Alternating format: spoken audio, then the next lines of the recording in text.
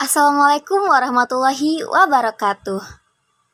Apa kabar semuanya? Semoga kita semua selalu senantiasa dalam keadaan sehat walafiat.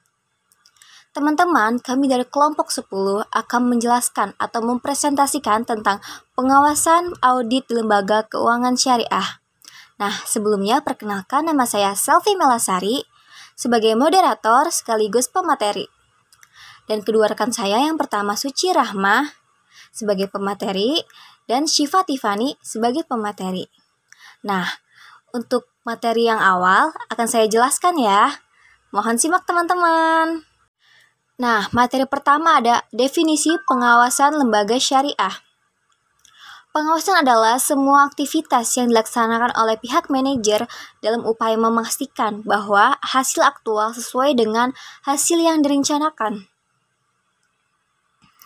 Pengawasan merupakan fungsi yang menjamin bahwa kegiatan-kegiatan dapat memberikan hasil seperti yang diinginkan. Pengawasan berhubungan dengan perbandingan antara pelaksana aktual rencana dan awal langkah perbaikan terhadap penyimpangan dan rencana yang berarti. Pengawasan dalam pandangan Islam dilakukan untuk meluruskan yang tidak lurus, mengoreksi yang salah, dan membenarkan yang hak. Pengawasan dalam ajaran Islam paling tidak terbagi dalam dua hal.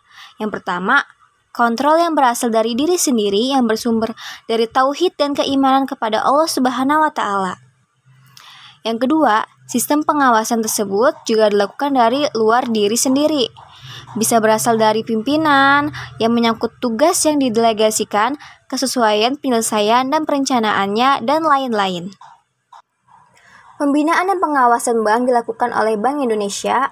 Bank Indonesia memiliki 3 tugas, yaitu menetapkan dan melaksanakan kebijakan moneter, mengatur dan menjaga kelancaran sistem pembayaran, mengatur dan mengawasi bank. Selanjutnya ada pengaturan pengawasan lembaga syariah. Pengaturan dan pengawasan bank syariah yang dilakukan oleh BI meliputi aspek produk dan transaksi. Hal tersebut diuraikan dalam PBI nomor 7/35/PBI/2005 perubahan atas nomor 6/24/PBI/2004 tentang bank umum yang melaksanakan kegiatan usaha berdasarkan prinsip syariah, bahwa setiap bank syariah pada dasarnya wajib menerapkan prinsip syariah dan prinsip kehati-hatian dalam melakukan kegiatan usahanya yang meliputi. Yang pertama ada penghimpunan dana dari masyarakat dalam bentuk simpanan dan mudharabah atau deposito berjangka dengan prinsip mudharabah. Yang kedua, penyaluran dana meliputi melalui prinsip jual beli dengan akad mudharabah, istisna dan salam. Prinsip bagi hasil dengan akad mudharabah dan musyarakah, prinsip sewa menyewa dengan akad ijarah dan ijarah wa itikna, prinsip simpan pinjam dengan akad qard. Yang selanjutnya ada pemberian jasa pelayanan perbankan berdasarkan akad wakalah, hawalah, kafalah, dan ran. Yang selanjutnya ada pembelian, penjualan, dan peminjaman atas risiko sendiri surat berharga pihak ketiga yang diterbitkan atas dasar transaksi yang nyata berdasarkan prinsip syariah. Yang terakhir ada pembelian surat berharga berdasarkan prinsip syariah yang diterbitkan oleh pemerintah atau Bank Indonesia. Nah, selanjutnya ada tugas utama Dewan Syariah Nasional. Tugas utama Dewan Syariah Nasional mengacu pada keputusan DSN nomor 1 tahun 2000 tentang pedoman dasar Dewan Syariah Nasional MUI, antara lain meliputi yang pertama, menumbuh kembangkan penerapan prinsip-prinsip syariah dalam kegiatan perekonomian pada umumnya dan keuangan pada khususnya. Yang kedua, mengeluarkan fatwa atas jenis-jenis kegiatan usaha. Yang ketiga, mengeluarkan fatwa atas produk dan jasa keuangan syariah. Yang keempat, mengawasi penerapan fatwa yang telah dikeluarkan. Selanjutnya adalah pedoman pengawasan lembaga keuangan syariah.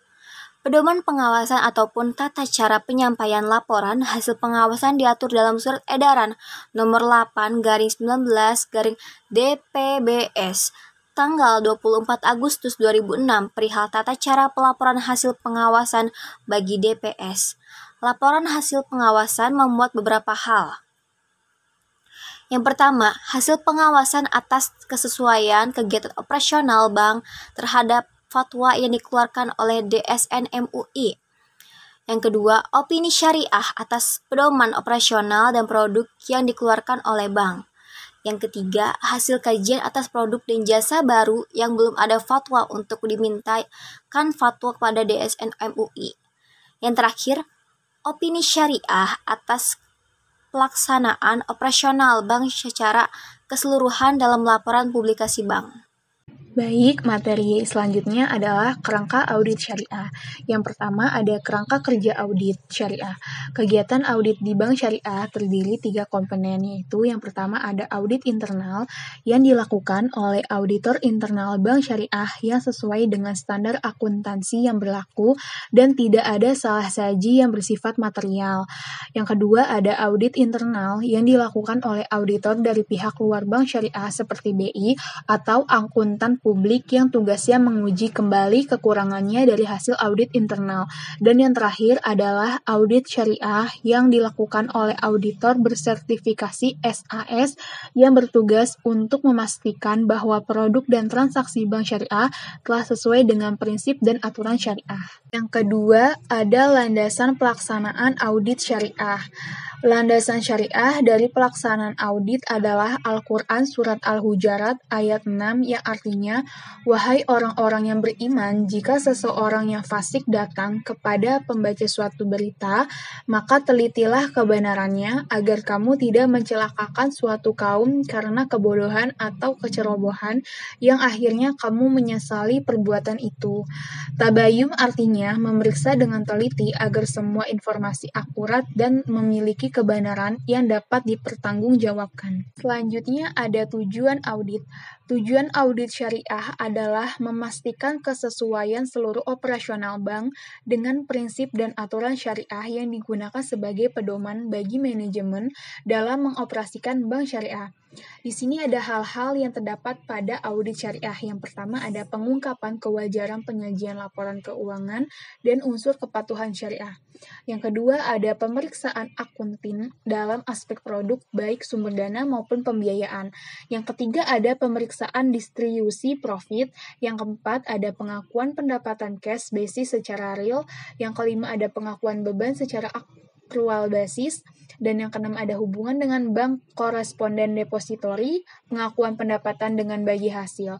Yang ketujuh ada pemeriksaan atas sumber dan penggunaan zakat. Dan yang terakhir ada tindaknya transaksi yang mengandung unsur-unsurnya yang tidak sesuai dengan syariah. Selanjutnya ada praktik audit dan pengawasan syariah.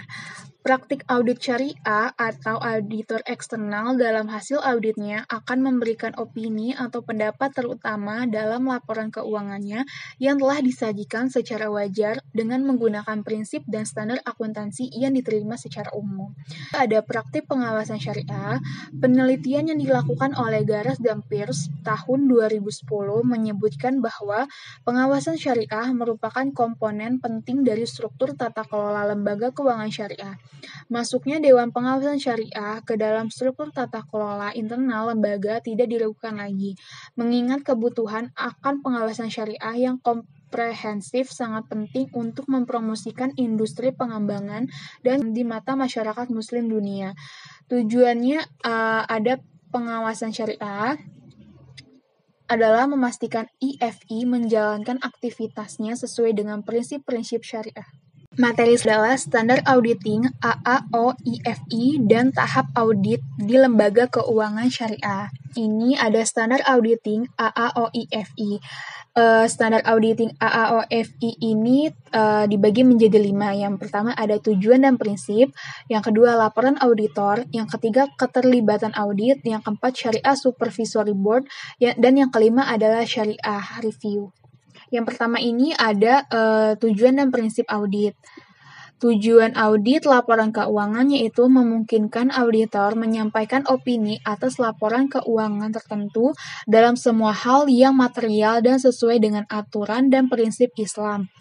AAOIFI standar akuntansi nasional yang relevan serta praktik di negeri yang mengoperasikan lembaga keuangan.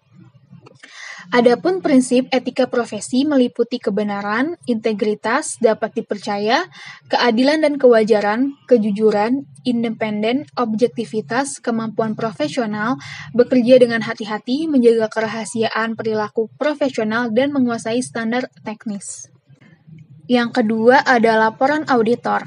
Elemen dasar dari laporan auditor mencakup judul, alamat paragraf, pembukaan atau pengenalan, cangkupan paragraf atau gambar dari audit, acuan ASIFI, dan standar nasional yang relevan atau praktik, uraian pekerjaan yang dilakukan auditor.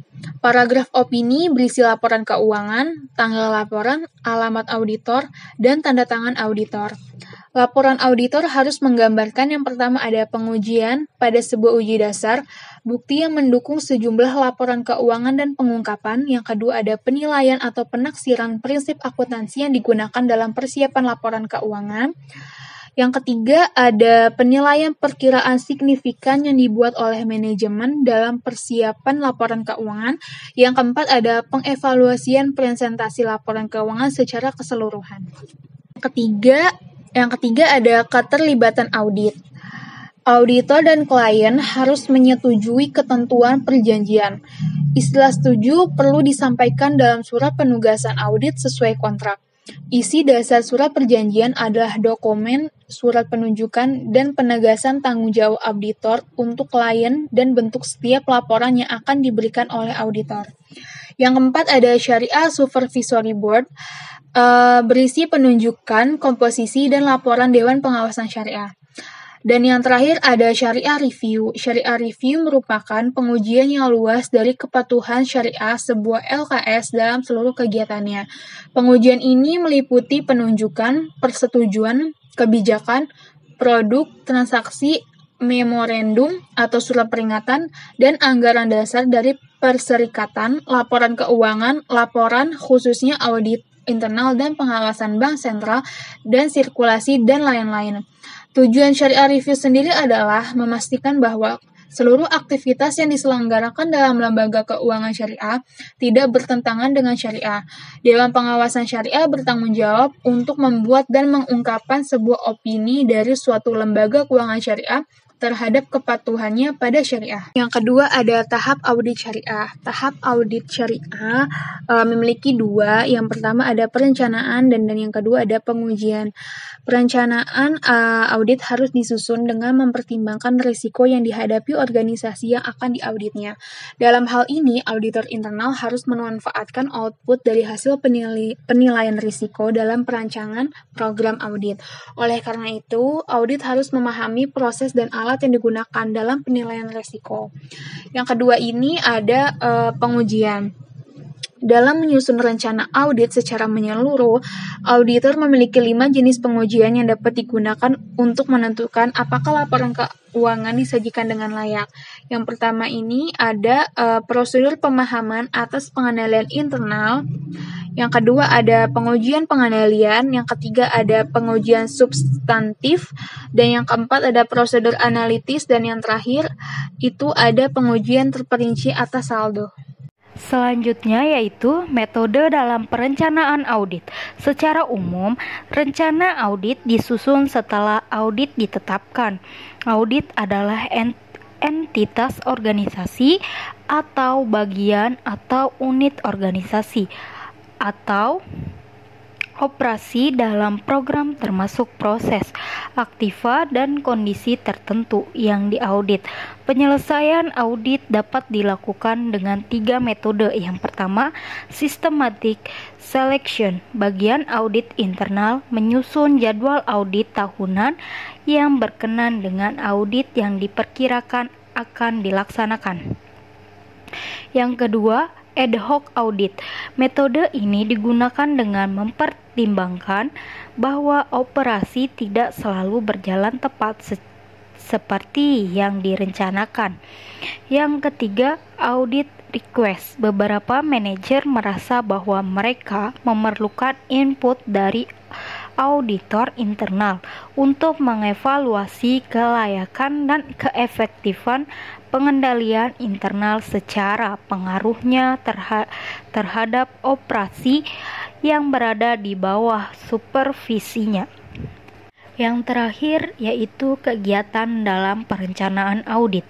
Rencana audit harus disusun dan didokumentasikan dengan baik dan meliputi kegiatan sebagai berikut.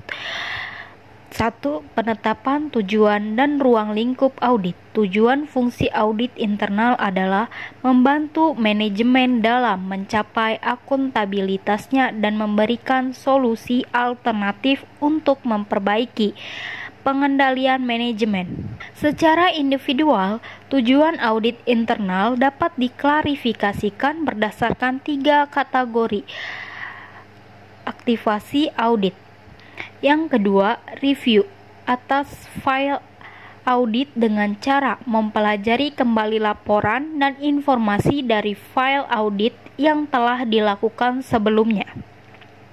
Review ini bermanfaat untuk mengenal sifat operasi sebagai bahan untuk melaksanakan survei pendahuluan. Yang ketiga, menyeleksi tim audit dengan mempertimbangkan beban tanggung jawab yang akan dipikul oleh masing-masing staf auditor dan keahlian yang diperlukan untuk mengaudit bidang-bidang tertentu.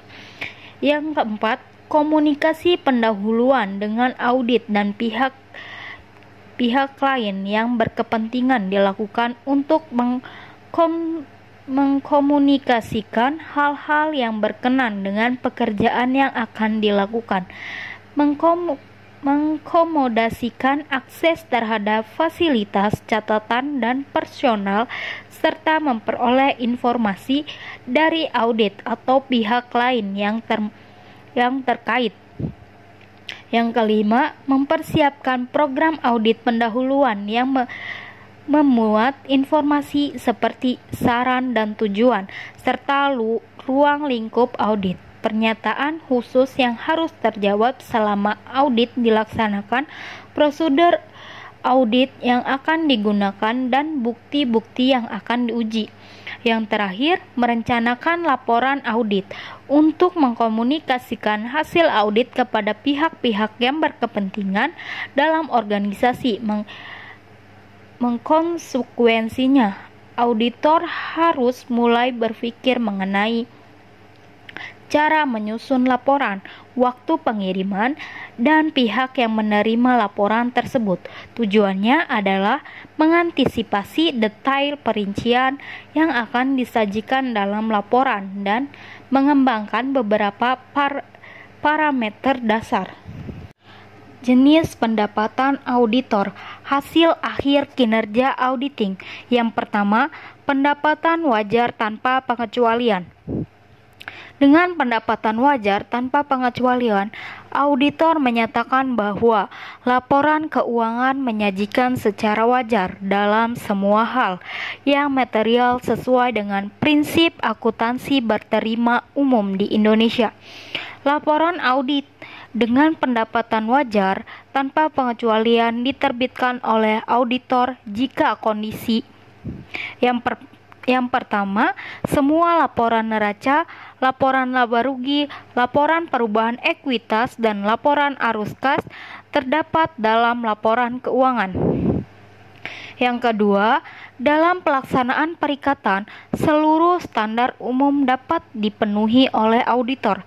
Yang ketiga, bukti cukup dapat dikumpulkan oleh auditor dan audit telah melaksanakan perikatan sedemikian rupa sehingga memungkinkan untuk melaksanakan 3 standar pekerjaan lapangan.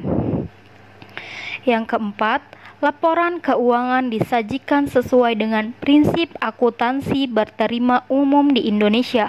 Yang kelima, jika ada keadaan yang mengharuskan auditor untuk menambah paragraf penjelas atau modifikasi kata-kata dalam laporan audit. Yang kedua, pendapatan wajar tanpa pengecualian dengan bahasa penjelas. Dalam keadaan berterima, auditor menambahkan suatu paragraf penjelas atau bahasa penjelas yang lain dalam laporan audit meskipun tidak mempengaruhi pendapat wajar tanpa pengecualian atas laporan keuangan auditan. Paragraf penjelas dicantumkan serta paragraf pendapat menyebabkan utama ditambahkannya suatu paragraf penjelas atau modifikasi kata-kata dalam laporan audit. Baku adalah: yang pertama, ketidakkonsistenan penerapan prinsip akuntansi berterima umum. Yang kedua, keraguan besar tentang kelangsungan hidup entitas. Yang ketiga, auditor setuju dengan suatu penyimpangan dari prinsip akuntansi yang dikeluarkan oleh Dewan Standar Akuntansi Keuangan. Yang keempat, penekanan atas suatu hal. Yang kelima, laporan audit yang melibatkan audit lain. Yang ketiga, pendapatan wajar dengan pengecualian. Pendapatan wajar dengan pengecualian diberikan apabila audit menyajikan secara wajar laporan keuangan dalam semua hal yang material sesuai dengan prinsip akuntansi berterima umum di Indonesia, kecuali untuk dampak hal-hal yang dikecualikan. Pendapatan wajar dengan pengecualian dinyatakan dalam keadaan: yang pertama, tidak adanya bukti komplement yang cukup atau adanya pembatasan terhadap lingkungan audit. Yang kedua, auditor yakin bahwa laporan keuangan berisi penyimpangan dari prinsip akuntansi berterima umum di Indonesia yang berdampak material dan ia berkesimpulan untuk tidak menyatakan pendapat tidak wajar. Yang keempat, pendapat tidak wajar. Pendapat tidak wajar diberikan oleh auditor apabila laporan keuangan audit tidak menyajikan secara wajar laporan keuangan sesuai dengan prinsip akuntansi berterima umum. Yang terakhir, tidak memberikan pendapat. Auditor menyatakan tidak memberikan pendapat jika ia tidak melaksanakan audit yang memadai untuk memungkinkan auditor memberikan pendapat atas laporan keuangan. Pendapat ini juga diberikan apabila ia dalam kondisi tidak independen dalam hubungannya dengan klien. Teman-teman, itu tadi tentang pengawasan audit di lembaga keuangan syariah. Nah, teman-teman, semoga video ini dapat dipahami oleh teman-teman dan dapat dimengerti oleh teman-teman. Kurang lebihnya mohon maaf dari kelompok 10. Wassalamualaikum warahmatullahi wabarakatuh.